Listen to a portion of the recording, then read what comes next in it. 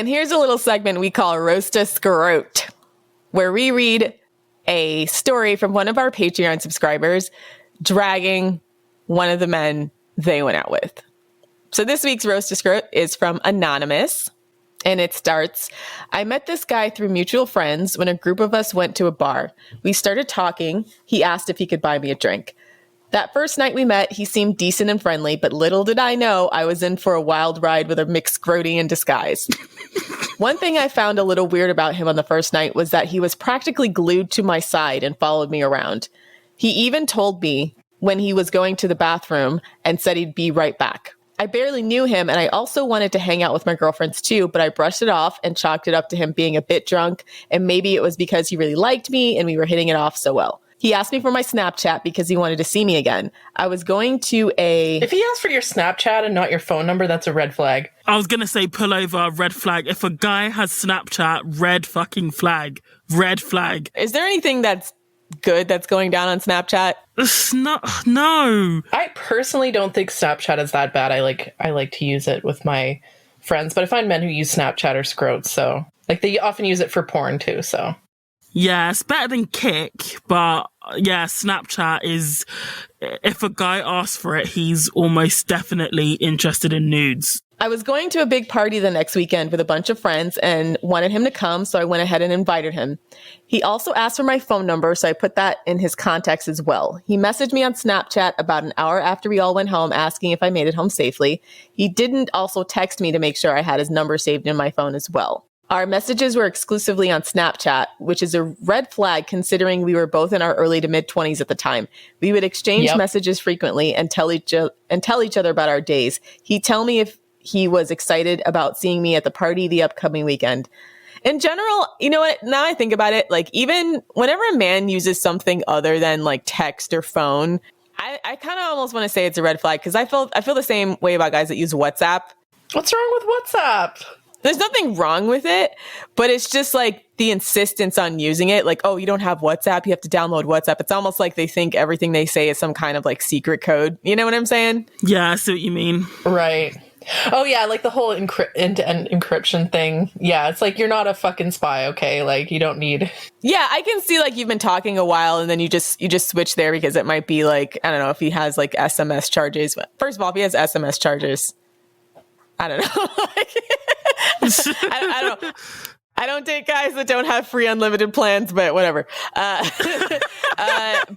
no, I like WhatsApp because I live it. Sometimes I go to areas that have spotty cell reception, but have okay internet. Like there's some, I don't know how much, like there's some areas like in rural areas, like my family's cabin, for example, where there's Wi-Fi there, but the cell reception is crap. So that's why I use WhatsApp generally. Yeah. Yeah, I don't mind it. I mean, I have it obviously, and I still talk to my friends that way. I just more or less think whenever a man's trying to immediately get you off text or phone, I feel like that's a red flag now to me, right? Where like they don't want to communicate through text or phone at first, at least. Yeah. Yeah. Agreed. I think Snapchat is definitely a red flag, and Kick too. Kick is like what people use when they're doing adultery, like when they're cheating on their wife. Doing the adultery. Doing one adultery. And it's also what like pedophiles would use to find young children. It was really bad for that. Oh no. Like really bad for that. The internet needs to be burned to the ground. So moving along. It's a Wild West out there. When it was time for the party, me and him continued to hang out there, and my friends and I booked cheap hotel rooms to crash for the night since we were all planning on getting drunk. I ended up bringing him back to my hotel room and we started hooking up. We were going at it for what felt like an hour, but in reality, it was probably only a few minutes. Wait. So it felt like an eternity, but it wasn't. So that means it's bad, right? I'm thinking she just really fucked up, so everything's in slow-mo. I was thinking she's just drunk. Okay. All right, continue. When I started giving him a blowjob, at first I thought I heard moaning, but then it started to sound like he was snoring. I looked up and realized... Oh my God. Girl. That's funny. Okay. I looked up and I realized he fell asleep in the middle of a blowjob. I didn't bother to wake him up since he was passed out cold and we were both drunk and I was exhausted. Never in my life had I had a guy fall asleep on me, so that was a first. Damn. I'm speechless. Yeah, I don't even know what to say at that point. Where do you begin? Does he have a condition or what? He must have been really drunk. He must have had like straight up whiskey dick. You know, you can't feel anything. Yeah. I still continued seeing this guy because we got along so well. He said he wanted to keep seeing me, and he asked me out on a date with just the two of us. Though the way he asked me seemed low effort, but back then I didn't know any better. He asked me what a beautiful girl like me likes to do for a date, and when I said I usually go to dinner at a nice place for a date, he asked me what kind of restaurants I like to eat at. I ended up choosing the restaurant, and he didn't tell me which location and time until 2 hours before the date was to happen. I got to the restaurant looking all dolled up with my makeup, nails, and hair done, and wearing my favorite springtime dress with heels, while he showed up wearing jeans, an untucked polo shirt with a logo from an old job of his, tennis shoes, a baseball cap with a beer logo, and a patchy beard that he was unsuccessfully trying to grow out. Yeah, that unsuccessful beard attempt. Is it like a pubic beard? Maybe like a soul patch? I don't know. Just patchy. Was it like a pube beard? Like, yeah, patchy. Just shave it off, dude. Like, mate, if you can't grow a full beard, just shave it. Just shave it. I was taken aback, but my clown self tried not to be too judgmental and hoped that maybe he didn't know any better. Aww. We ate dinner. He had at least 3 margaritas while I only had 1, and he paid for everything, including my parking, since it was in the downtown area.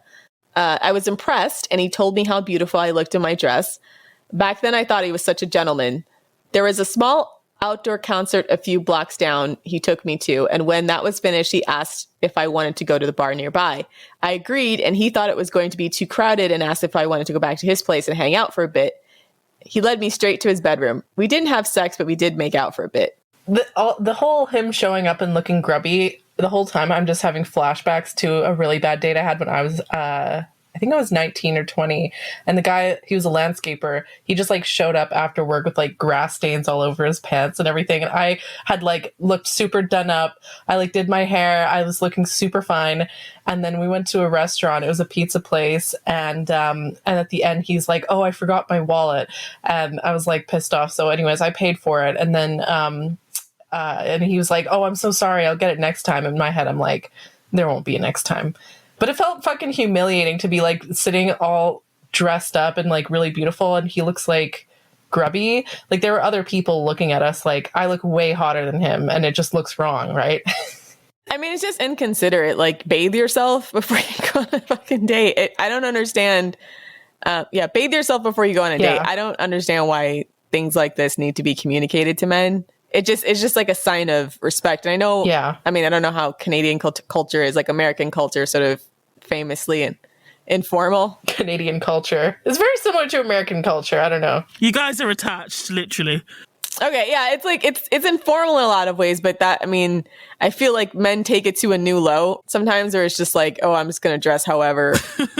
No, like most men know if you're going to a restaurant and it was like 7 p.m. Okay. Like he had time after work to, you know, go home and change and stuff. So I don't know what the fuck was wrong with him, but, that was very bizarre. Anyways, the whole, like, I hate that scenario of like, you take it, you know, you put effort in to look good for a date and then the guy shows up looking grubby and then it's almost humiliating to be sitting across from a table with a guy who looks so beneath you. I know what you mean. He asked me out on a second date soon after, and we did have sex then, or at least try. He had trouble maintaining an erection, and he claimed he was nervous and afraid of disappointing me, claiming he's never had that problem before. Sure, lies. So this is like strike 2. Yeah. Lies. Does he have like porn-induced erectile dysfunction? That's what this sounds like. Probably, and whiskey dick. I'm held in suspense.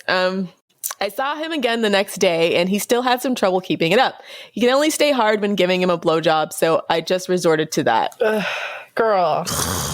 He also showed me a picture on his phone of something cool he made in his welding shop, and I noticed he had a couple of notifications from Kik pop-up. Kik was an app that was used by teenagers more than 5 years ago, and I had no idea what a 24-year-old man would be doing on Kick in 2020. Yes, exactly. Thank you. Right.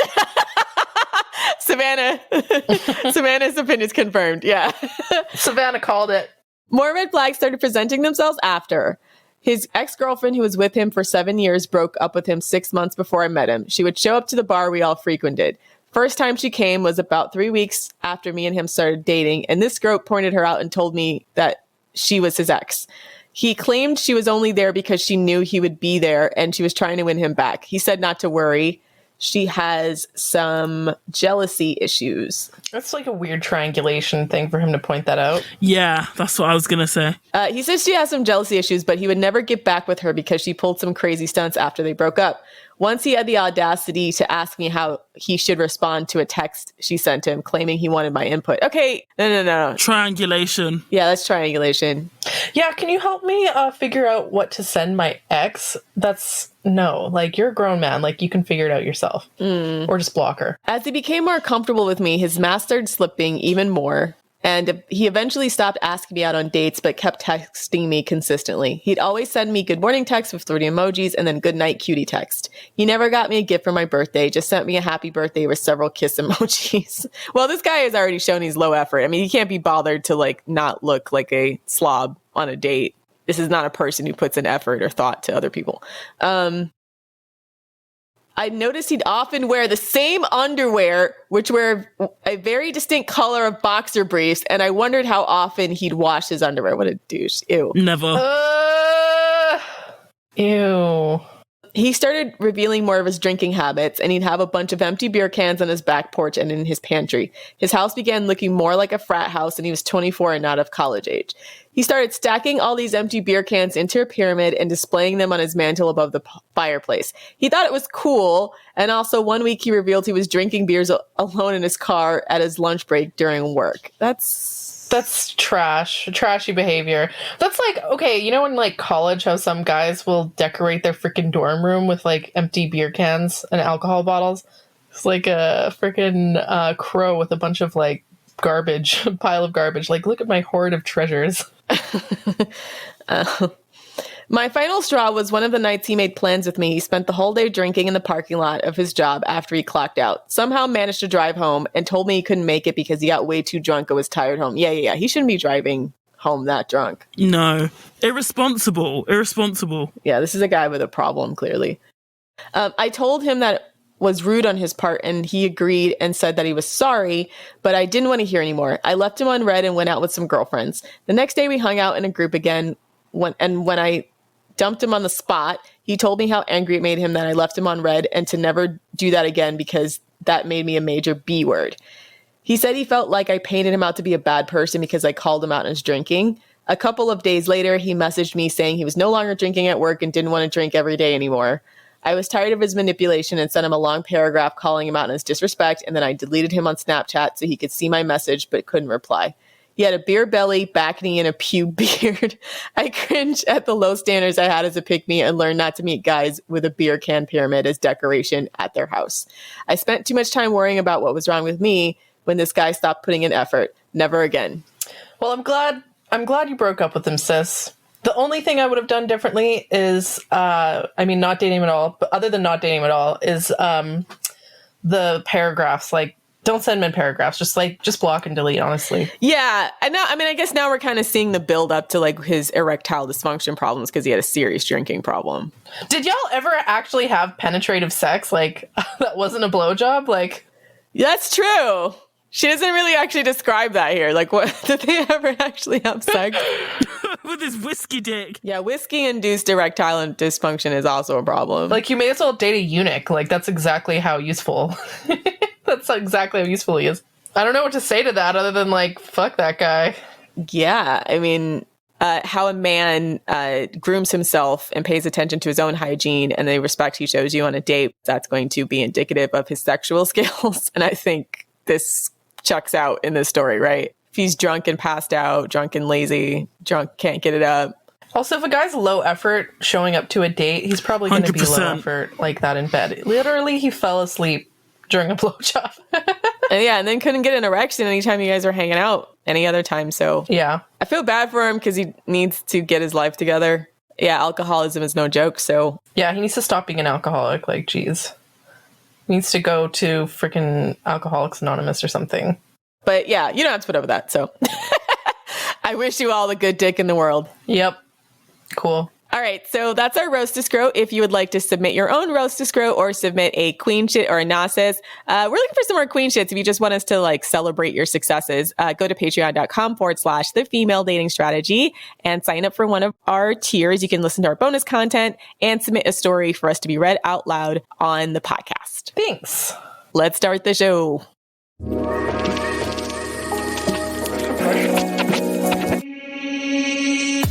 What's up, queens? Welcome to the Female Dating Strategy Podcast, the meanest female-only podcast on the internet. I'm your host, Ro. And this is Savannah. And I'm Lilith. And today's topic, why going 50-50 in relationships is a scam. Yeah, so this is one of the more controversial FDS isms, even though, like, I can't believe we haven't talked about it on the podcast yet, because I almost take it for granted that men should pay for dates. It's probably our most controversial one, to be fair. This is the point that gets the scrotes backs up the most, that when they see FDS, they're like scrolling through something, oh my gosh, she expects me to pay for a date? Like, you would think that we were asking for like 10 litres of their blood. But we're not. We're just asking to pay for a date. You think we were asking for a kidney or something. Yeah, but no, it's just... And I believe one of the earliest posts to go viral on FDS was about men paying for dates. So this is OG FDS. Like vintage, inaugural FDS. To be fair, it's not just men where this gets their backs up. A lot of women, for some reason, think that it's a flex on the patriarchy to whip out their wallet on a first date. And I'm like, sis, if you knew what men thought about women who pay for dates, yeah, you wouldn't be thinking that. So I have zero idea why the concept of women going 50-50 on dates or paying for themselves became some kind of feminist frontier. I know that this is a byproduct of second wave feminist ideas where a lot of feminists felt like, well, if I show men I can take care of myself and I'm capable of taking care of myself and I can pay for myself, then I'm showing that I should and can be equally respected in this relationship. But unfortunately, it just doesn't work that way, as a lot of women are finding out that women taking on more financial responsibility didn't necessarily translate to more relationship respect. If anything, I feel like all the scrotiest dudes just like took that idea and like ran with it. And they just kind of, you know, isn't it an interesting trick that patriarchy has played on us where, you know, if a man pays for dinner, that means he owns us and that we are supposed to submit to him and serve him and so on. But if we want to be free or we want to be respected, then we have to pay them to respect us. And they don't even respect us. They'll just take our money and run. Yeah. Women entering the workforce and having financial solvency allowed them to have the freedom to leave men who were bad for them and to invest in themselves and to create their own careers, their own financial independence. And a byproduct of that is women overall having healthier relationships because they were able to walk away from unhealthy relationships because they were not as financially dependent on men. But I don't think that a man paying for a date is indicating that you want to be financially dependent on him or setting women back, so to speak. Yeah, it's coded as, you know, a lot of feminists will, you know, especially the whole abolish gender role crowd will be like, you know, a man paying for dates is a symbol of the patriarchy or comes from a time when a man would protect and provide for a woman. And then the bargain in exchange for that was that women would submit to him and serve him. And so if you allow a man to pay for a date, then you're perpetuating this unequal power dynamic and so on. And I'm like, why does it have to be that way though? Right? Like, I see it when a man spends money on me, I see it as like he is a vassal paying tribute to a queen and I'm the queen. So, I mean, ladies, you really got to reframe your mindset around, you know, men spending money on you, because just because he spends money on you doesn't mean you owe him anything. Doesn't mean he owns you. It's just him earning his keep, quite frankly. And like we said on our Twitter, it's very odd to me that it's not feminist to expect men to pay for dates, but sex work is feminist, right? Yeah. So we keep talking about this. Well, yeah, why is it feminist for a man to pay for your OnlyFans, but not a man to pay for your dinner? Why is that considered regressive? Yeah, you're really giving, you know, patriarchy the middle finger by having OnlyFans and being a porn star, really. This is why we keep saying that liberal feminism is some kind of psyop that makes no sense, because they don't seem to have thought through all the implications of, on one hand, asserting like a woman shouldn't have to be financially dependent on a man and you should be able to show that you're independent, and then promoting the idea that women should be financially dependent on men, specifically in the sex trade. So they need to get like their ideology worked out, because shit makes no sense. Yeah, it's wrong for women to be financially dependent on men, unless she's a prostitute or a porn star, in which case 100% you go, girl. That's, empowering and feminist. Yeah, it's very strange. I don't know. I think it's just a hodgepodge of ideas that men figured out how to cherry pick and promote as the primary face of feminism. Basically what I feel like happened, because this is men are some crafty bastards, ladies. They're some sneaky bastards. They are. We talk about how media, and specifically liberal feminist media, but also a lot of men's media, especially in the form of like comedians, or I guess comedians would almost be like the original manosphere before we really had the internet. But certain narratives start to get pushed to the forefront, right, over other ones. So I know for sure, because we've highlighted this on the subreddit, that women's magazines in particular started pushing the idea like, oh, if you're strong, independent women, you should pay for dates. And men started pushing that idea as well, because they're like, well, why do I have to pay, right? If you're such a strong, independent woman. If she's not going to submit to me, then why should I pay? Right, exactly. And so I don't know, that's a chicken or an egg thing. Did like feminists come up with that themselves, or did men say that? So then liberal feminists like hop skipped and said, that's fine, I won't pay. That's fine, you don't have to pay. I'm an independent woman, right? And I'm leaning towards probably men said it first, and then liberal feminists probably scrambled to try to look like they were cool girls. And that they didn't need a man to pay. Actually, no. I feel like this idea that women should pay for dates is actually pretty recent. Like, as long as I've been alive, at least, it's been like normal for women to pay for dates. But even like talking to women who are in their 30s or early 40s, a lot of them are talking about how, when they were younger, it was the norm for men to pay for dates. So I think this is really only a thing that's been happening in the last like maybe 10 or 15 years. Maybe because of the economic downturn. Because I think some of this too could be after the 2008 financial crash, a lot of people were broke. And so men, what happens when we have economic downturn, men start blaming women and deciding that women don't deserve. So but I don't know. But I do think that I do think there's a lot of feminist media that was pushing that idea prior to that, though, because it wasn't the first time I heard of Going Dutch or like the Sadie Hawkins thing, where the idea was like, oh, women should make the first move, women should pay for dates, women should do everything, basically pushing women to do the primary pursuer role and pushing women to do the primary provider role. Like, I think it was before that, because I remember a commercial, or at least I've seen these vintage commercials from the 1980s about this woman bragging about, oh, I'm a woman, I can bring home the bacon and fry it up in a pan. Like the idea that a woman could do everything a man can do. So I think some of it was just about women showing, quote unquote, showing men they were just as good as them, or doing whatever they could do. Yeah, but then it ended up getting turned around on us, because now, before the gender roles used to be, men pay, women, are nurturing and submissive and whatever. And now we've got, a case where men don't have to provide, women have to provide, and we do all the cooking and the cleaning and the housework and the child rearing, right? So now gender roles are basically women. Yeah, we do everything a man can do, but we also still have to do all the things a woman can do or are supposed to do. And, men just don't want to do that. Like, I mean, it's easier to get women to want to work, because to work is to have money and financial independence, right?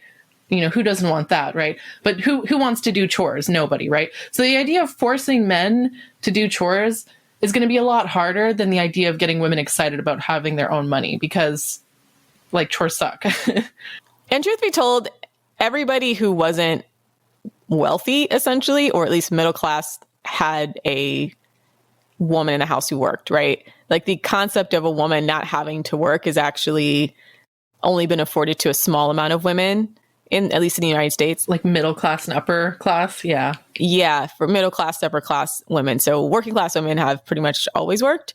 So even when we're having this conversation, it screams like privileged white feminism. The idea that working is going to somehow bring a sense of equality to relationships that, quite frankly, a lot of working class women who've been working forever. Exactly. Working class women have always worked, and they were still considered subservient to men. So working by itself and paying and earning your own money and so on is by itself is not going to... They probably could include these type of women in already. And I believe that a lot of feminist scholars who critiqued second wave feminism said as much, that essentially this is a movement for privileged white people for them to feel like this is a movement for privileged white women to feel like they're correcting the economic power imbalance in their home, or feeling like they're going out there and having their own careers and having their own sense of importance in the world. But for women who don't have that privilege, it doesn't necessarily seem like a pressing feminist issue because they're already working. Yeah. So, I mean, the thing is it's not that, it's not like working by itself is going to create equality. It's the narratives around heterosexual relationship scripts that need to change. So it's, like having your own money is important, but it's not enough by itself. And here's the thing, in terms of like, how do we apply this to female dating strategy? It's pretty much a given in FDS that men should pay for dates. Like, in fact, I think it says in the handbook that generous men are non-negotiable. And when we're talking about generous men, it's not just about financially generous men. We want men who are generous with their time, their effort, their affection, and other things as well. And I've definitely noticed a correlation in my relationships between men who are cheap, like stingy, don't want to spend money, tight-fisted, and men who are emotionally tight-fisted. You know what I mean?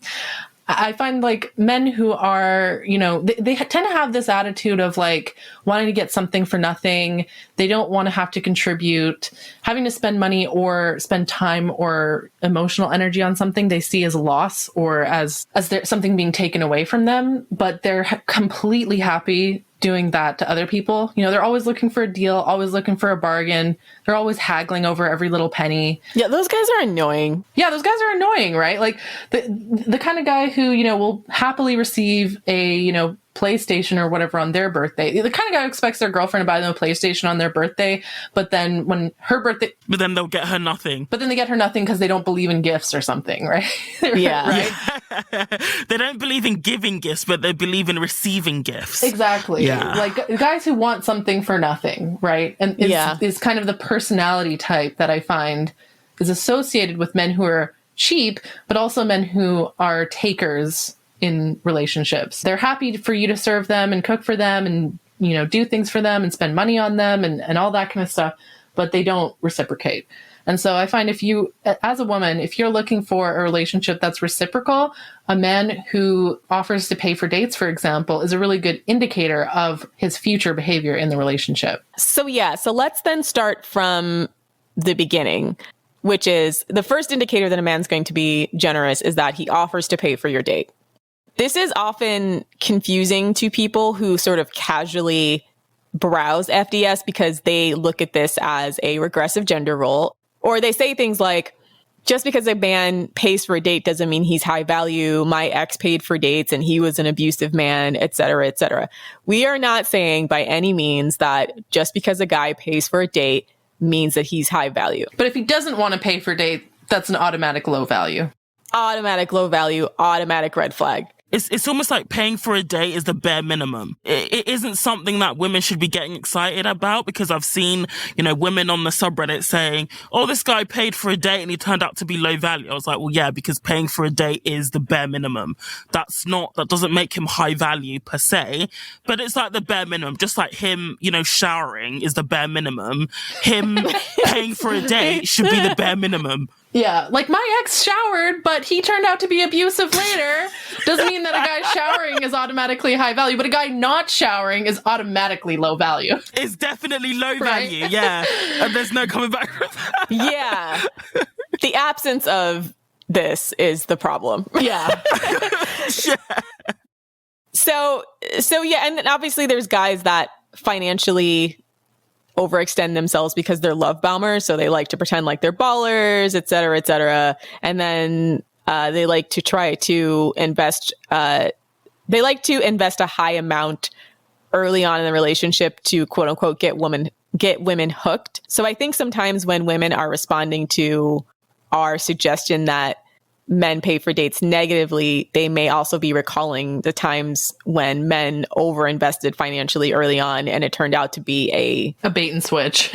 Yeah, bait and switch, or indicator of a person who was going to love bomb them and manipulate them, get them hooked on them, be flashy, etc. So all we're saying is that the absence of a man's willingness to pay for a date is a red flag. Huge red flag. Yeah.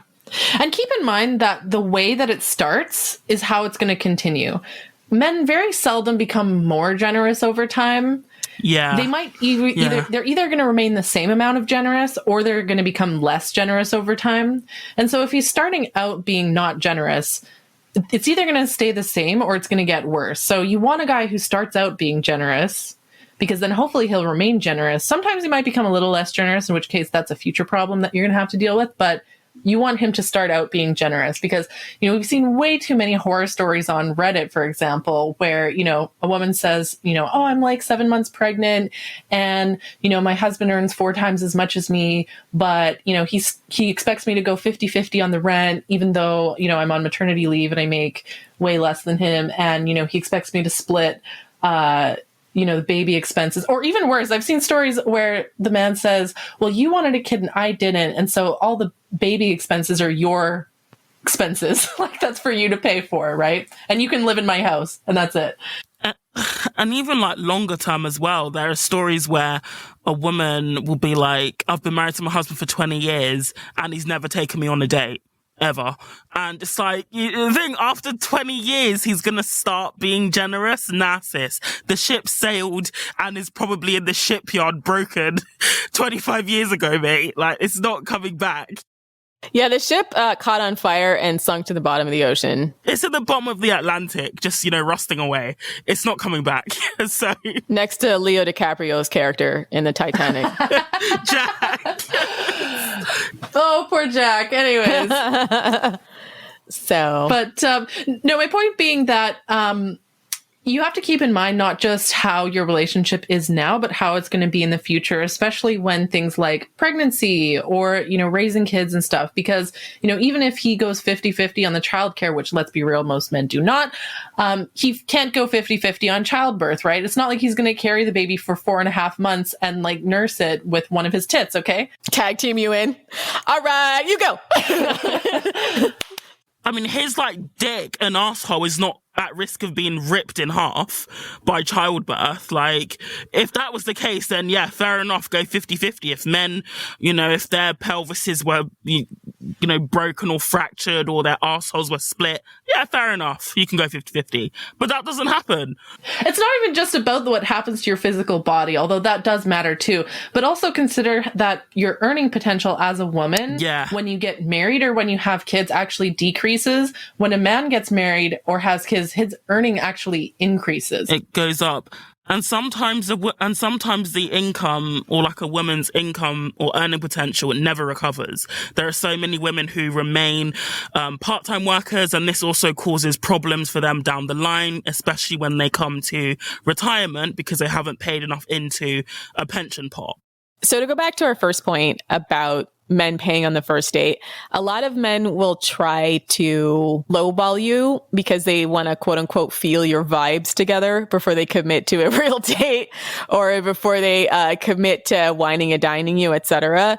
First of all, that is the marker of a man who probably serial dates.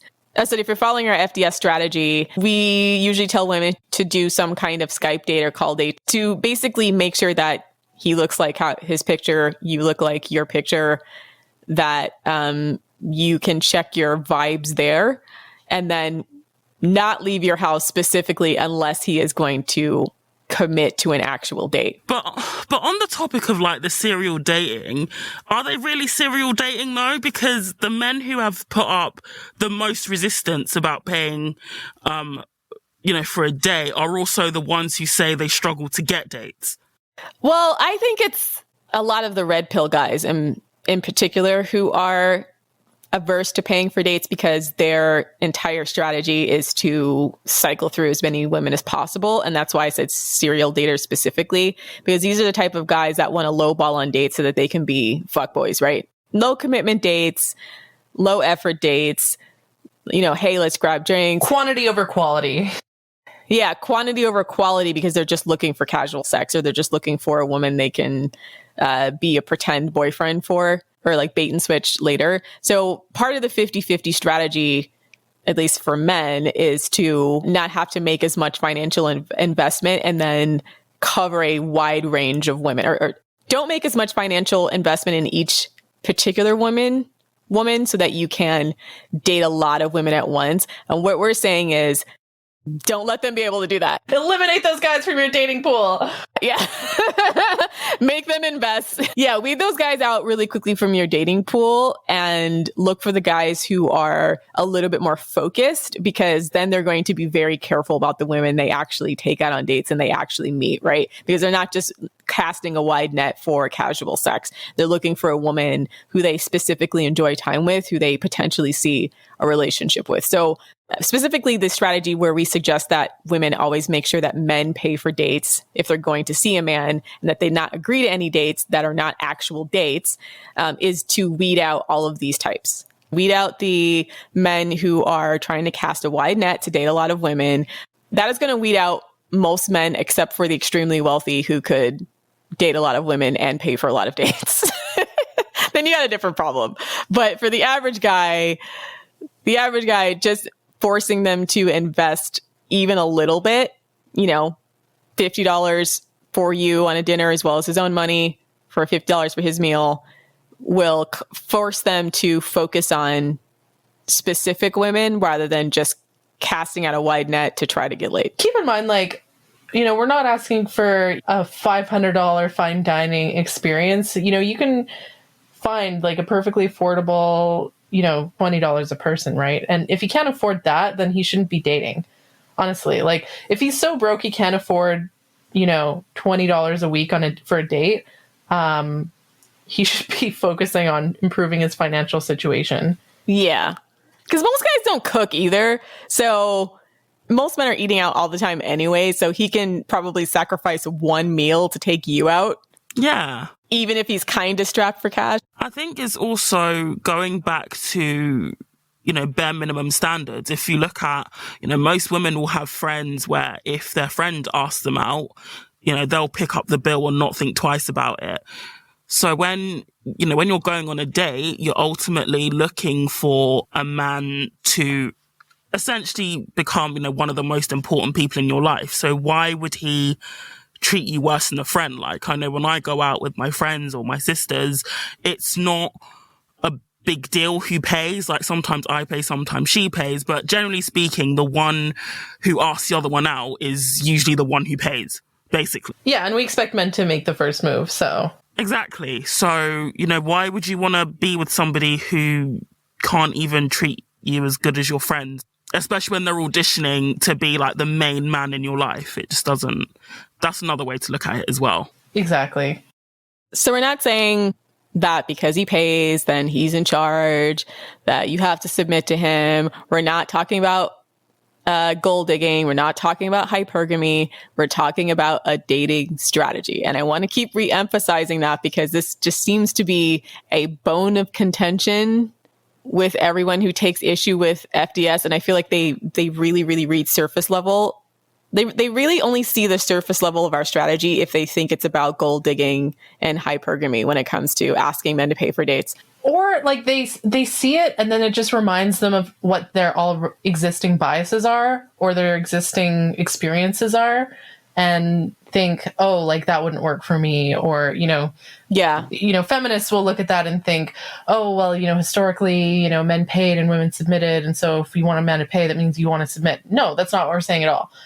It's a very different strategy. And it's not just about getting free dinner. The end goal is a relationship with a man who is generous. So, and that's the other thing, the whole free dinner thing. Let's talk about that. The free dinner strategy. That's our nickname. Okay, let's dissect it because guys who think that women go on dates just for free dinners, first of all, women don't do that. Like we don't, we can pay for our own food. It's not like we're out there like begging for free dinners. And we don't need a man to get free food. Like if I wanted free food, I'll just go home and just, leech off my parents for a week. Like my mum will make me whatever I want at home and the food is good and she's not gonna you're going to be blowing up my phone angry that I didn't have sex with her. So why would I need... Way less hassle. Do you know what I mean? Like, why would I be scrolling through Tinder? And also, to be fair, like, I take myself out a lot. Like, I go solo dining. I really enjoy my own company. Like, I'll take a book and just read or do some work. So, when guys like, it's free dinner strategy, it's like, it's more stressful going out with a guy than just ordering a takeout for yourself. It's actually more stressful.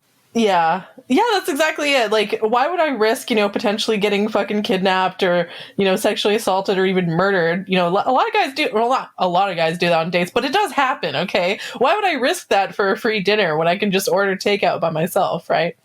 Or just harassed and annoyed and having to deal with a strange man's pissy attitude, because that's just more than enough reason to not waste your time on a quote unquote free dinner with a guy that you haven't vetted properly and feel like you're going to have a good time, right? Because a lot of these guys are just, why would you waste 3 hours of your evening just being annoyed, right? And something that guys also don't seem to want to acknowledge, they're not stupid either, but they just don't want to acknowledge this fact, is that getting ready for a date is not free and it's very time consuming. Like, this is the gender that loves to say, oh, men are visual. We love going for women who look good because it's our biology. But then looking good costs money. Like, I was running, through my head how much on average it costs, me to get ready for a date if I'm, really going all out. It's upwards of like £100. And this is even before I've even seen the guy. If you look at a dress, if you look at hair, if you look at nails, if you look at makeup, and then the time, I've already invested over £100 before I've even seen you. So for me, the dinner is not free. Yeah. Guys love to say, oh, we're so visual, but then looking good costs money. It's not free. Yeah. And let's be real. Like, the guys who complain that, oh, women just use me for free dinners, it's just cope. What's actually happening is they go on the dinner, the woman doesn't have a good time, probably because his personality is unbearable, and then she doesn't call him back. And so rather than be like, oh, women don't like me and don't want to spend time with me, maybe I should do something to like be more likable to women, they instead just go, oh, women are just using me for free dinners. Oh, she used me. Yeah. Mate, you should, if you have the opportunity to buy a woman a dinner, you should consider yourself lucky. A lot of men don't even get that. Okay? That's right? So, that's your opportunity to impress a woman, and it's your fucking fault if you blow that opportunity. That's not women's fault. So to piggyback off of what you're saying, a lot of women are afraid to go on dates that are full dates and instead prefer to go on low cost, low effort coffee dates because they think, well, I don't want to make the mistake of being in the same room with the guy. And then if I want to nope out of the date, it becomes awkward because we're having dinner. So to reiterate, a lot of the vetting strategies that FDS suggests, the bulk of the work should take place prior to you meeting in person, so that the first time when you meet a guy in person, it shouldn't be a huge deal to go on a formal date unless he just drastically changes his entire personality. Once you end up on a date, in which case it's perfectly fine to excuse yourself to the bathroom and just not come back. But I want to make sure that we say that because people really get on us because we say fuck coffee dates, right? And a big reason why we're kind of anti-coffee dates is because, again, low investment on men's part, a high probability that you will become overly emotionally invested in a date than a low effort date without focusing on how much he's actually invested first. And can I just also make the point that I actually don't drink coffee, so that would be a non-starter for me. And I'm not going out of the house to drink water, so coffee is... Coffee or drink dates for that matter, because the nighttime version of that is going on drink dates. Same difference. Yeah. Meaning you should go on a date where, shout out to Coco Butte, no walk dates, no coffee dates, no drink dates. Have dinner, observe his manners. The dinner is an opportunity for him to show the full extent of his behavior, even if it's not dinner per se. Let's say you go to a museum. It doesn't necessarily have to be dinner, but a date where he's financially invested, and also you have ample opportunity to view his personality in a variety of settings and with a variety of people. And it also needs to be thoughtful as well. Like, let's not forget that axis as well. A lot of women comment on my Twitter to say things like, well, I just feel more comfortable paying half until I get to know him better. Or, what if I don't like going for dinner? What if I prefer, drink dates or coffee dates? And to that I say, you do you, it's your life. If you really like coffee dates, then, I'm not going to arrest, no one from FDS is going to come arrest you, right? FDS is ultimately about a specific way to date, and we recommend strategies for women that are going to create the best possible result. And if you are not interested in getting the best possible result, that's on you. And specifically, don't let men condition you to accept less, because I don't know if I made that clear in my last comment, but don't let men guilt trip you for accepting a dinner that they paid for, right? Some of the coffee date and drink date women prefer that because men in the past have guilt tripped them and antagonized them over a date that they went on that the man paid. Yeah. And what we're trying to say is fuck them and fuck that. Yeah. Yeah. What we're trying to get across is don't let them condition you to accept less because they're assholes, right? Yeah, exactly. Because that is a minimum investment. And they've now conditioned you to accept less than the minimum, because they've now conditioned you to accept the idea that if they pay for a dinner, that they're somehow owed additional time, they're owed sex, they're owed consideration, they're owed anything but your company for the meal, as long as you're mutually enjoying it. What we're trying to point out is that men keep lowering the bar and you guys keep accepting it because you keep getting scared, right? You keep letting them intimidate you out of asking. Or men keep bullying women into lowering their standards, and then rather than recognize that as the bullying that it is, women just take it as fact. Right. Exactly. So, a lot of women will say oh, I feel uncomfortable accepting a dinner date or going on a dinner date. Why? Because then I'm going to feel like I owe him something. No, you don't. And it's okay, take a second to ask yourself, why do you feel that way? Why do you feel like you owe sex to a man just because he took you out for dinner? Is it because you actually owe him sex, or because men have bullied you in the past into thinking that that's what you should do? This is how the bar starts to get pushed lower and lower and lower until it's slicing through the center of the earth and coming out of the other side, right? This is how the bar gets lowered. Men just start to make demands about what they feel they're owed, and then women get intimidated out of standing their own ground. And I'm like, if we don't start putting the bar somewhere reasonable, then it won't even just be coffee dates, right? The next generation of girls will be bullied into doing even less, right? Oh, if you don't let me come over and eat all your food and chill in your house and watch Netflix. But didn't we see on Reddit the laundromat day? Exactly. Yeah, laundromat day. Yeah. He was literally washing his clothes and she was just stood there. And helped him fold it. Yeah. Like a dickhead. Don't. Yeah, that's what I mean. Ladies, it's not just about you. It's also about future women and girls, right? The sisterhood, yeah. And my sister makes this point all the time. She was like, there are so many women who are letting the team down, I think. Don't let the team down, sis. She literally says that, it's also I'm not sure if I should say this in the pod, but I'm going to say it anyway, fuck it.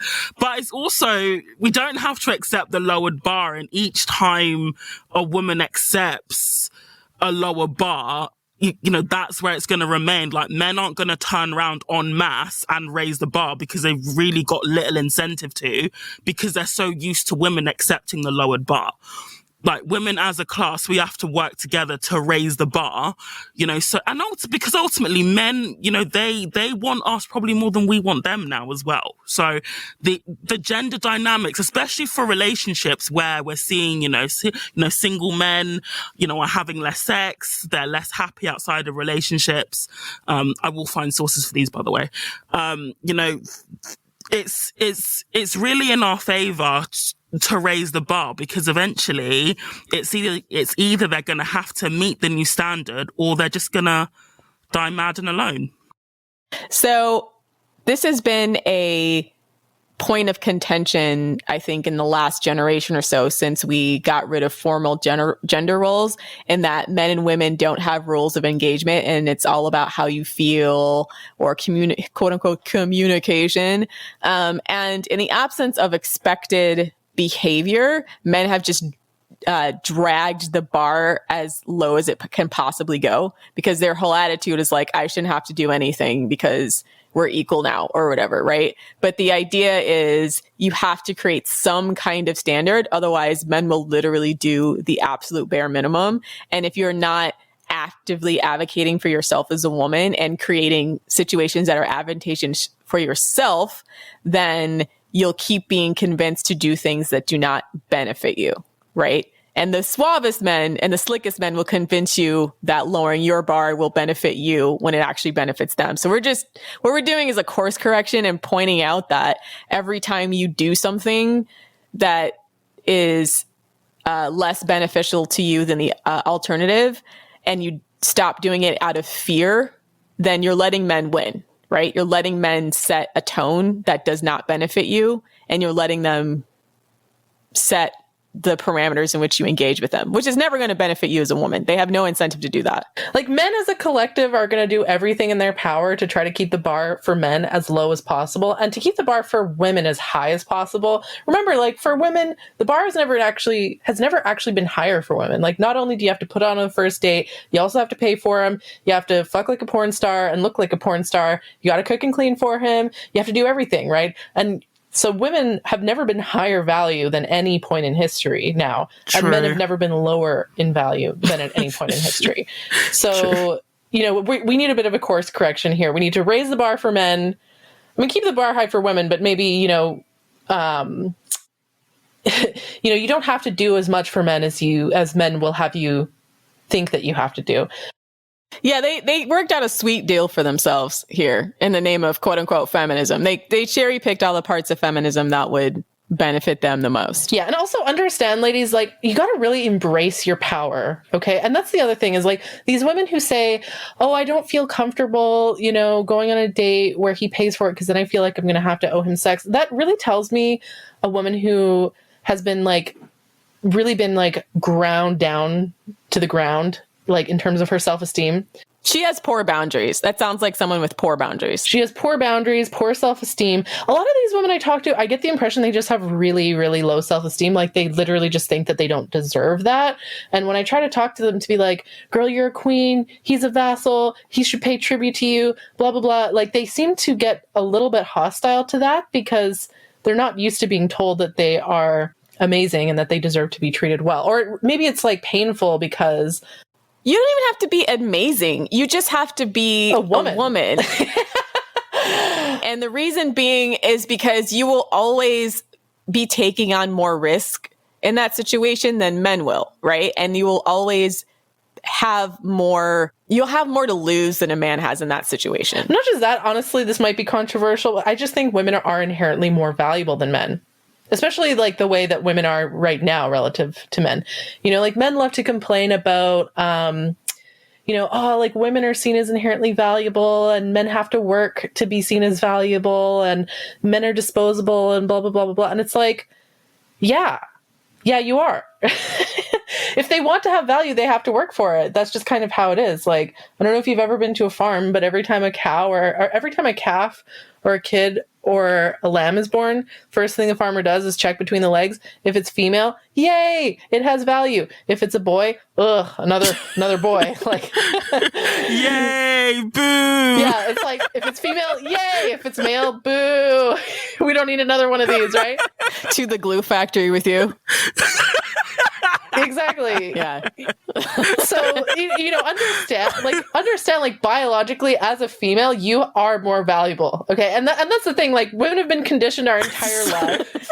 Women have been conditioned our entire lives to think that we're worthless or that we have no value because we're women. Understand that this is only a thing in humans. This is a complete social construction that patriarchy has put upon women.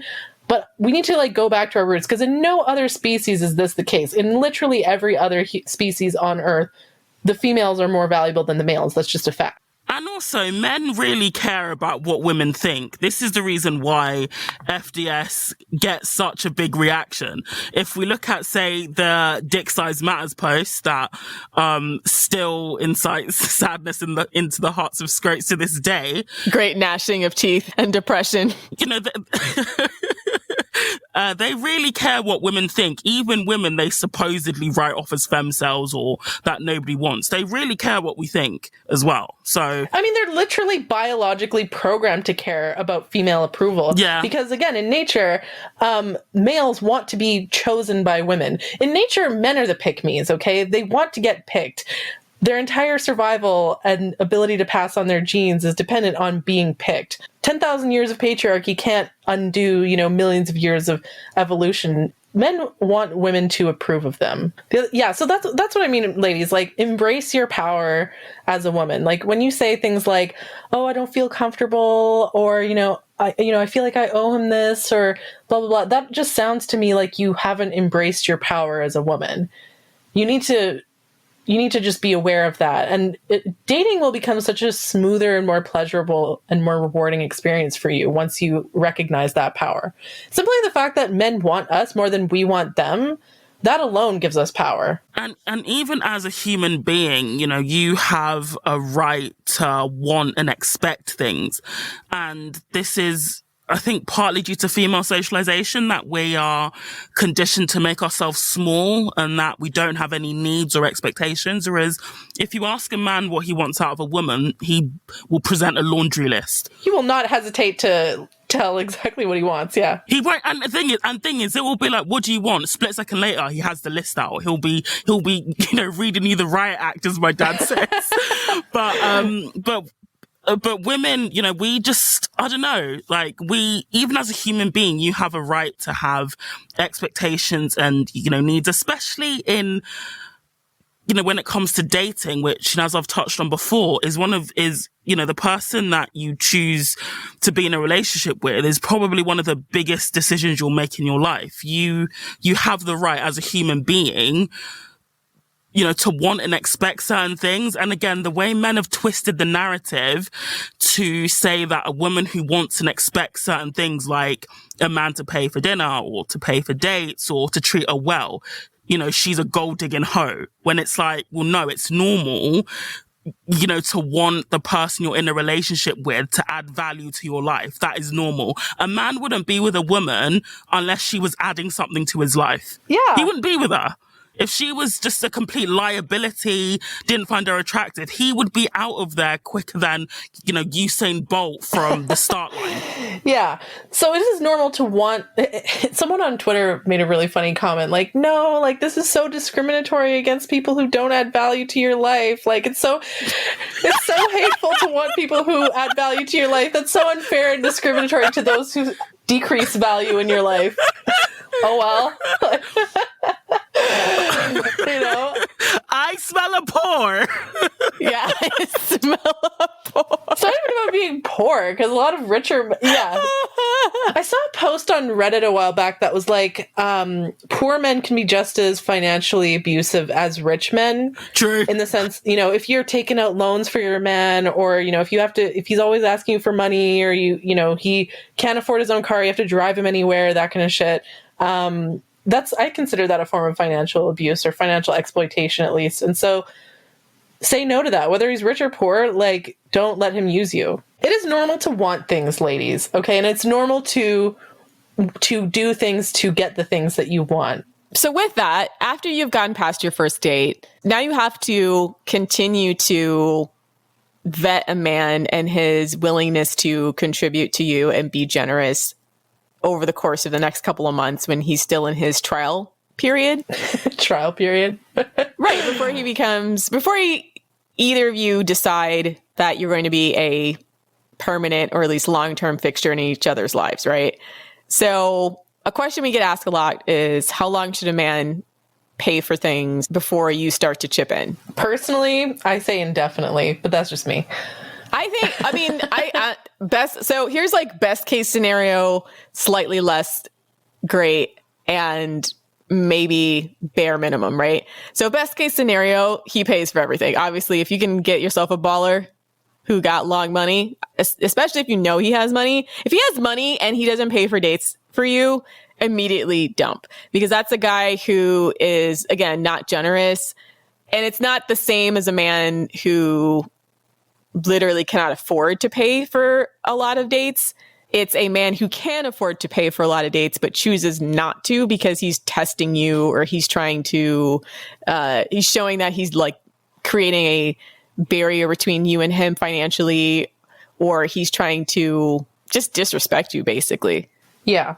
Like, don't end up in a situation where, say, a guy owns his own house and then you go there and you pay half of his mortgage. Yeah. And he has money, right? He can pay for it. He's just trying to set it up so that you are investing more of your money. So you're subsidizing his life. You're subsidizing his lifestyle.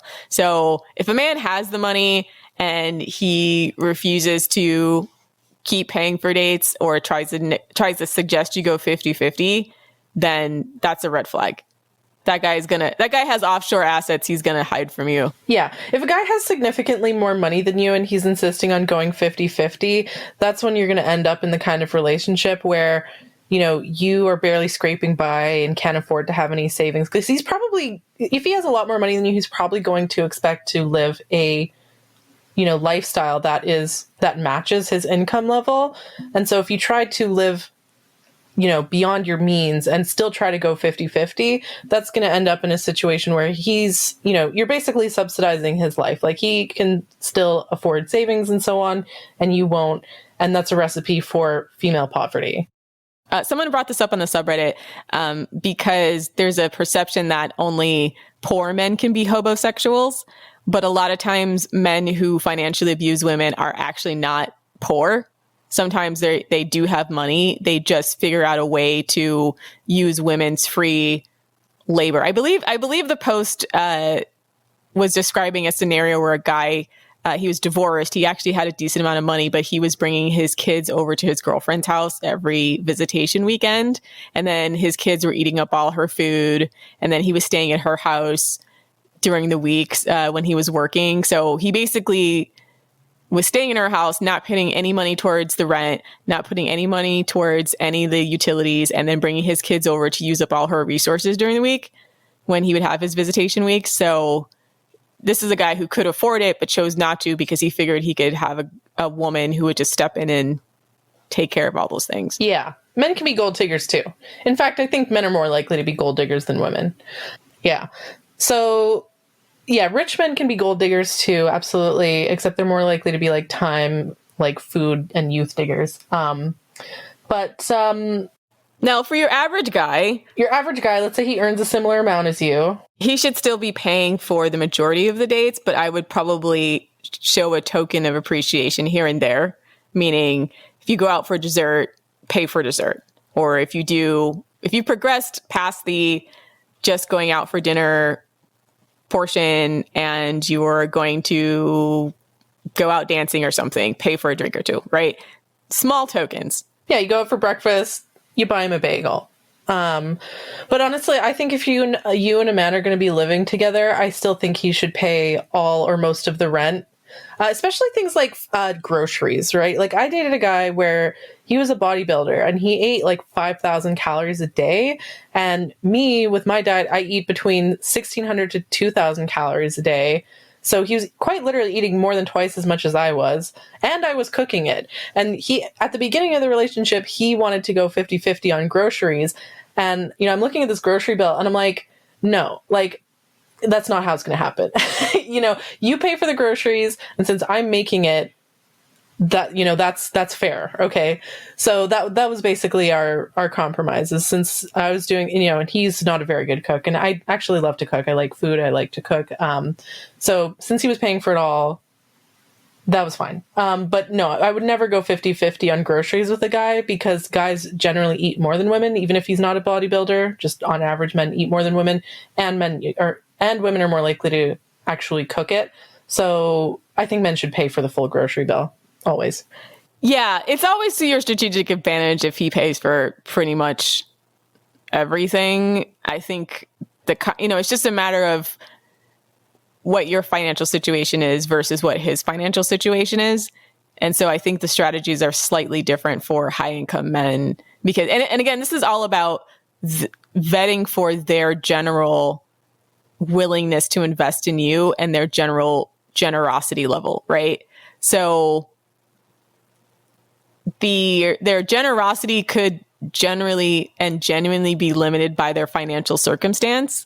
But the point is to, first of all, weed out guys who are too broke to be dating, but also weed out guys who are not going to put in the investment in you, even if it hurts a little bit, right? Yeah. Because a guy will invest in things that he sees value in, right? Like guys will spend thousands of dollars on video game equipment, as we know, stand in line for days for new Jordans or a new PlayStation. Yeah, like I've seen so many stories of guys who will spend like $5,000 on their gaming setup, but then squabble over like a $500 engagement ring for their soon-to-be wife, right? Like that, a guy will, there's been so many cases on Reddit of, a guy spending like $100 or $50 on an engagement ring, a piece of jewelry she's supposedly going to be wearing on her ring or on her finger for every day for the rest of her life. But he spent thousands of dollars on, a TV or gaming setup or his car or whatever, right? Understand that men spend money on the things that they value. And if he doesn't want to spend money on you, that means he doesn't value you. And, a lot of people will be like, I'm not materialistic, or, I don't believe in material things. And it's like, always remember how a man would act if his dream girl came to him. Not just that, but also like understand that, what is life if not based in material reality? Yeah, true. Right? Like believe in a man's actions over his words. Like if he says he loves you and he values you and he cares about you, but he doesn't actually do anything to show it, he doesn't love or value. You're being manipulated, right? Like if he says he loves you, but he doesn't show it, he's manipulating you. He's lying to you. So, part of showing that he loves you, cares about you, values you is by, not just effort and time and affection, but also money. Like that's the realest way that he can show affection, in my opinion. Quite frankly, it's the lowest effort way too. I mean, if a guy's hemming and hawing over that and he can afford it, actually, even if he can afford it, again, shouldn't be dating. If a man's hemming and hawing over that, then just think, and he can afford it, then that's a huge red flag. Yeah, exactly, because that's an indicative of his overall strategy and view towards finances for the remainder of your relationship. Yeah. And in my personal experience, this is actually, I've dated a lot of guys who, work in trades, who, carpenters, pipe fitters, and so on. And what I like about these kinds of guys is that, when they spend money on me, I recognize that, I recognize the physical labor and time that went into him earning that money, right? So I think that it's like he's trading like the labor that he does at work in exchange for, something that would make me happy. Money is a proxy for, effort and time. And if he's not willing to spend that on you, he's not willing to spend time or effort on you. Yeah, if he can't make the literal lowest investment possible, he's not going to be able to invest when it really, really matters. Because money is one of those things that's, first of all, that a lot of couples fight over. So this is also a long-term vetting strategy for your financial style. But also the idea that a man should always value the people in his life higher than just the stuff, right? The stuff, right, exactly. And also keep in mind that men really do benefit from being in a relationship or from living with a woman. And so if you as a woman are thinking like, no, if it irks you, the idea of him paying for the whole rent or paying for the whole grocery bill, just understand that your presence as a woman being there is adding value to his life. There's so many tangible and intangible things that women do for the men that we're in relationships with that you can't always put a dollar amount on it, but you can tell in the fact that women or men in relationships with women live longer, for example. They have better like health outcomes. And so that's like the metric at least. So, they tend to be happier. They earn more money as well. That's the magic, but also opportunity cost for women is just higher, right? Because realistically, we have a shorter window of reproduction, right? So I always look at it like a man more or less has to recoup your time some way. We are not the same biologically, and so men tend to show bigger investment up front because of the fact that women have to invest so much more on the back end, and because women are so much more vulnerable on the back end, right? Especially after we have a guy's children. We're more financially vulnerable. We're more physically vulnerable. We're more emotionally vulnerable. So it's not just, some abstract idea that a woman should just be pampered, even though I don't necessarily have a problem with that idea, like a queen, but there's also a very practical reason for it, and that you will have to invest so much more in the back end for a man than he will have to invest on the front end to recoup for that. Women should be more entitled, honestly. Women are the opposite of entitled. Men like to say that women are entitled, but I think we're actually not entitled enough. Not entitled enough, not by a long shot. Yeah, men are way fucking too entitled. Men need to be less entitled. Women need to be more entitled. And that's how we're going to achieve equality, ladies. It's projection, and it's not even about, I mean, for me, like when, men like to say, oh, what about equality when paying for dates? I just say, honestly, I don't care about equality. I care about equity. The problem with equality is that it still favors the advantaged group because they've had an advantage for centuries. Like when you start talking about equity, you then start introducing, different rules, different resources, for the group that was historically oppressed. So we need to start thinking, more in terms of equity as opposed to equality, especially when it comes to men, because equity is the reason why liberal feminism is such a mess. Thinking that we can be exactly the same as men, we can split everything down the middle and it will be fair. And it turns out that it's still highly unfair.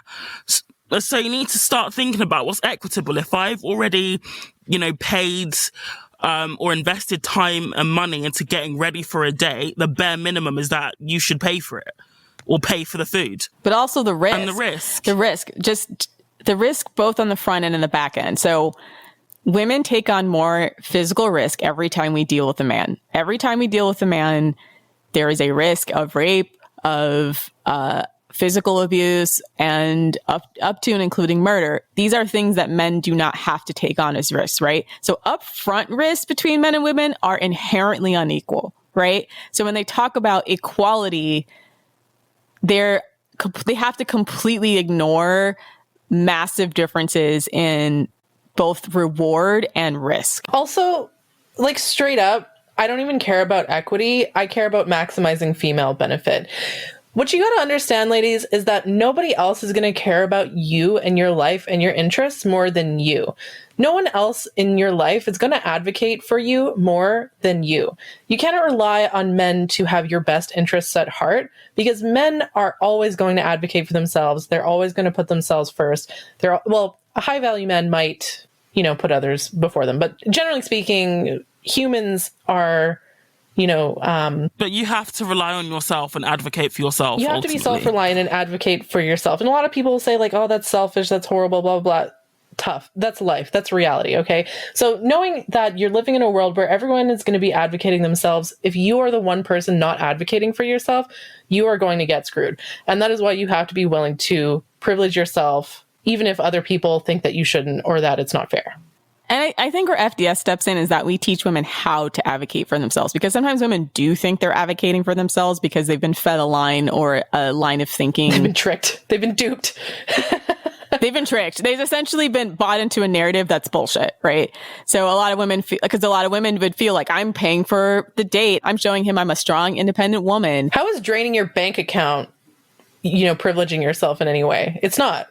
I'm showing him he has to respect me because I paid for this date. And that's just not how it works. So what we're doing is adjusting the narrative closer to reality and adjusting it closer to what actually benefits women based on statistics, what actually women are experiencing in the dating world, our collective knowledge, so to speak. And our collective knowledge here is that and not even just our collective knowledge, but material factual reality is that every time you engage with a man, women are taking on infinitely more risk, right?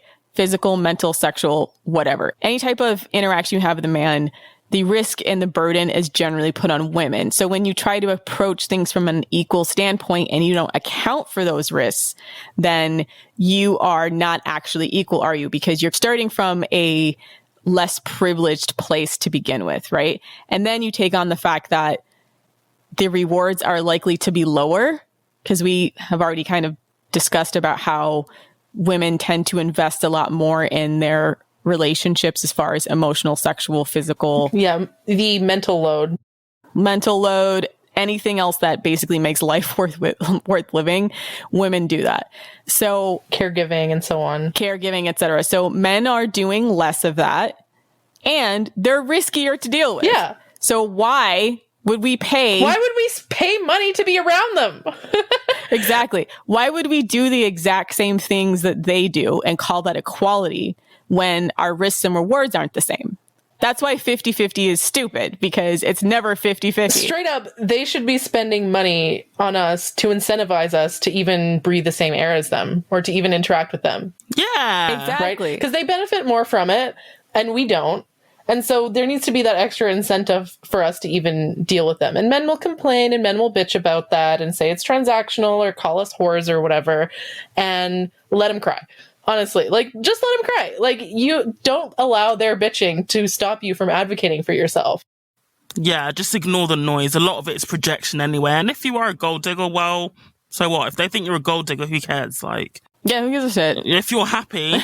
I honestly don't even apologize for it. If someone thinks you're high maintenance or that you look like a gold digger, that you're acting like a gold digger, wear it like a badge of honor, ladies, because that is what they do to shame women into lowering their standards.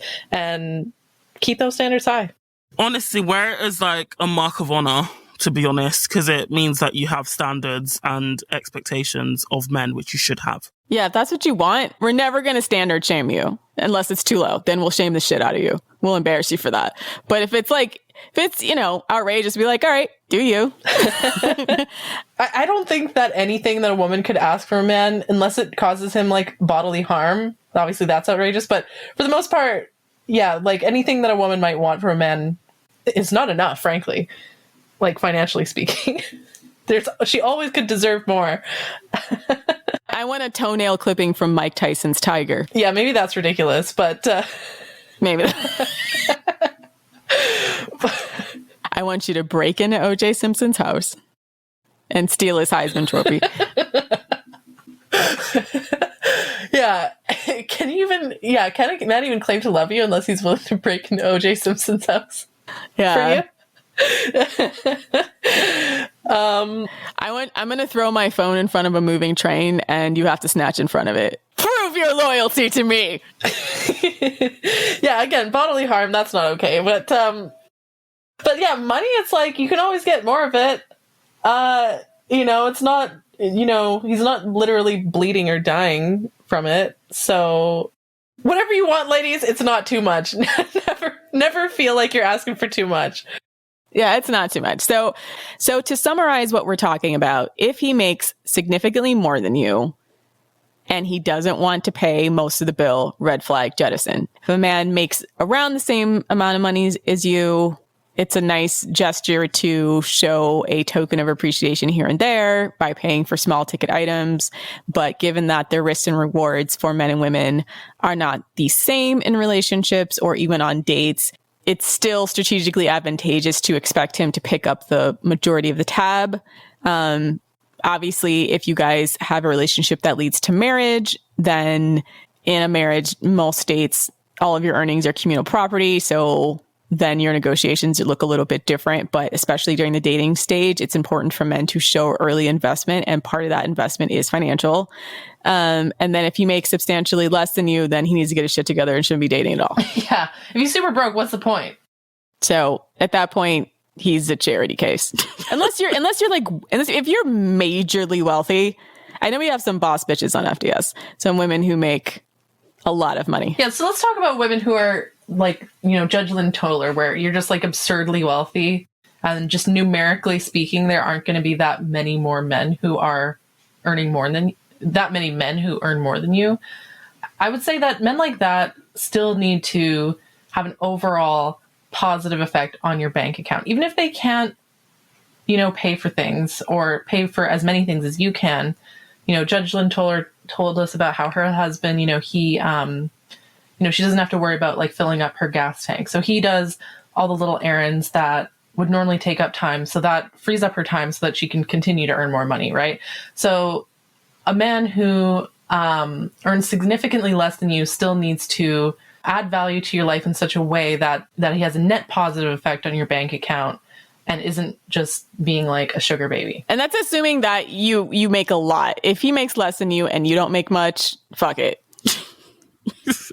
Yeah. That's when it's time to start looking for men who can positively financially contribute. But even then, it's not like Lynn Toller's husband, he's an accountant, so it's not like he's unemployed, right? So he's still... You don't want a mooch. You want a man with his own career. You don't want a guy who's just sitting around being an idle mooch. You need a man who is determined to walk his own path in life and contribute positively to you. Because, maybe something happens and you can't be the breadwinner anymore. Maybe you want to take time off to raise your kids. There's lots of things that could happen that could potentially make the financial burden shift to the man more heavily, and you need a partner who you feel can come in and fill in that space. Because men, as a general baseline, don't contribute to relationships intangibly as much as women do. Men are just in general more likely to have a net negative effect. Women in general are more likely to have a net positive effect. And so, yeah, like men, you do need to make a conscious effort to contribute. Otherwise, it's like, what's the point, right? For you as a woman, that is. But I wanted to make one last point about but what about equality kind of thing, right? A lot of women need to understand that men don't see a woman paying as impressive. A woman, we might like it when a man pays, but men don't see it the same way, right? I find in general, the men who get the most excited about a woman paying are the men that you need to stay the fuck away from. A guy might be neutral about it. If he's neutral, that's fine. Or if he thinks like, oh, that's all right, it's a bonus, but it's not mandatory, that guy's probably fine. If he's very much turned off by it because he sees it as emasculating, that's also a red flag. But a guy who gets really excited about a woman who pays for things is the kind of guy that you need to stay away from, because they're usually like pretty much like the con men types where they're looking for a target, right? You think about, the Dirty John story is a really good example. This guy, Dirty John Meehan, had been fresh out of prison. He was looking for a new target and found Deborah Newell, who was very wealthy, a businesswoman. She had her own money, earned more than him like many times over. And he saw her as a piece of big game. But yeah, so men who get really excited about women who pay are generally, not only are they low value, they're actually negative value. Like they're actually actively toxic. Like they're the ones that are usually the most harmful in my personal experience, because he's not looking at you as, oh, what a strong, independent woman. I really love that she, can pay her own way in life. They're not respecting you. In their eyes, they have dollar signs. They see you as a target, someone that they're going to exploit. And so if a guy gets really excited about you paying, fucking run. Okay? You're going to be saving yourself a lot of pain and a lot of financial exploitation that way. Yeah, agreed. Yeah. And this is actually pretty important for low income women as well, because I know for low income women, you can get benefits and things like that. And it's much harder for single men who don't work to get benefits. It's obviously varies by state and country, but don't let him like come eat your food stamps and shit. Like if it's supposed to be for your kids, you know what I'm saying? So able-bodied men who can't figure out how to make more money than you. It's like, what the fuck is wrong with you? Patriarchy already privileges you so much. How can you fail in a system that is designed to benefit you in every way? Exactly. There's probably something wrong with him if that's the case. And just a final point as well, I know you've touched on financial abuse before, but especially lower income women, is, another thing you need to be wary of is, bad credit. Unfortunately, like lower incomes is often tied to poor credit. So you'll see women taking out loans, being on, rent agreements because they're like, oh, my partner can't get credit. And I'm not going to get into what a disaster that is, but just be aware of if you are, dating a low income man, he also comes with a credit rating that if you choose to continue that relationship, that will have a knock on impact on your ability to progress. Because if your partner has poor credit, forget about a mortgage. If you want to get a loan, it will be a lot more expensive if you get it at all. And I've seen women get into real financial messes because he basically ends up using her credit rating as his credit rating. Or like he can't get out a loan because his credit is so bad, he gets her to take out a loan for him on his behalf. He then tells her to do it, and then he can always dip, because if the loan's in your name, they don't give a shit if you've given it to someone else or what it's for. You're on the hook for it, all of it. Yeah, understand that like men are like, like the pink stain from that Cat in the Hat story, like the pink stain where it like starts in the bathtub and it gets like bigger and bigger and bigger each time, right? So understand that like men's negative effect or ability to grime up your life, right, is more likely to be exponential than not, right? They're more likely to fuck up your life than improve it. And they also know, like, for low income men, they're more likely to come with some kind of serious vice. Yeah. Gambling, drug addiction, that kind of cycle of poverty a lot of times is exacerbated by different mental health or addiction or substance abuse issues and lack of counseling and generational trauma, et cetera, et cetera. So I know a lot of people will try to pressure women who are low income to accept less because they feel like, well, you don't have any money and who are you to demand anything? But it's actually probably more imperative for you to have boundaries and for you to advocate for yourself and look for the best deal for yourself. And don't worry about all these guys that say, like, you don't have this, so you're low value, et cetera, because it's all projection, right? It's all projection with men. Make sure that you are putting yourself in the best possible financial position. And that means not taking on useless, low value, non-working ass, broke, don't have a dollar, no pot to piss in, 6 teeth and half a testicle scrote. So don't do it to yourself. Yeah, I see a lot of guys being like, oh, all of you women want a high value man. Well, what if you're not high value? And it's like, I'm a woman. I don't need to be high value. Yeah, bitch. We won. You're female. You won. Okay. So, 90% of people on online dating are men. Okay. Like, people out there on the dating scene who are actively looking for relationships are mostly men. Okay. Just supply and demand. Okay. These guys will be living in a homeless shelter and scrape up change to buy prostitutes. So if he's not financially contributing to you, that is a choice. And just understand, like, rules of supply and demand. Men want us more than we want them. That gives us power. By default, we are in a better position to demand the things that we want. That puts us in a better bargaining position, ladies. Never forget your power. Never forget your worth. You are a queen. You deserve the best. Men are vassals, and they must pay tribute to you. Facts. End of episode. Boom. And that's our show. Please check out our website at thefemaledatingstrategy.com, as well as our bonus content on our Patreon, patreon.com/thefemaledatingstrategy. This past week, we dragged this sex advice columnist / porn star Stoya for her really terrible advice regarding a woman whose husband liked to have wild sex parties without her with men. So if you're interested in hearing that, check out our Patreon, pay for our lurker mode, and also follow us on Twitter at fem.strat for more female dating strategy goodness. And we all have Twitter accounts too, so you can look us up there. Thanks for listening, queens, and get a job, you broke ass scrotes. See you next week.